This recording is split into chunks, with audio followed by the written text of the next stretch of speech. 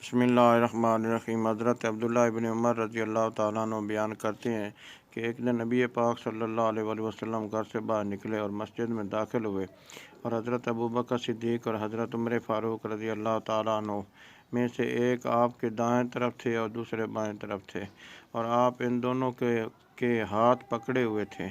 آپ نے فرمایا، ہم قیامت کے دن اسی طرح اٹھائے جائیں گے۔ ترمذی شریف۔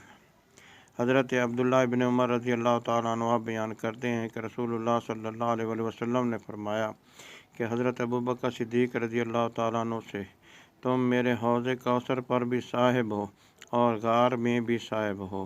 یہ بھی ترمذی کی روایت ہے۔ حضرت عبداللہ ابن حنطب رضی اللہ تعالیٰ عنہ بیان کرتے ہیں کہ نبی پاک صلی اللہ علیہ وسلم نے حضرت ابوبکر صدیق اور حضرت عمر فاروق رضی اللہ تعالیٰ عنہ کو دیکھ کر فرمایا، یہ میری آنکھیں اور کان ہیں۔ حضرت عائشہ صدیقہ رضی اللہ تعالیٰ عنہ بیان کرتی ہیں کہ رسول اللہ صلی اللہ علیہ وسلم نے فرمایا کہ جس قوم میں ابو بکر موجود ہوں، اس قوم میں ابو بکر کے سوا کسی اور کے لیے امام بننا سزاوار نہیں۔ حضرت ابو ہریرہ رضی اللہ تعالیٰ عنہ بیان کرتے ہیں کہ رسول اللہ صلی اللہ علیہ وسلم نے فرمایا، میرے پاس ابھی جبریل آئے، انہوں نے میرا ہاتھ پکڑ کر مجھے جنت کا وہ دروازہ دکھایا جس سے میری امت داخل ہوگی۔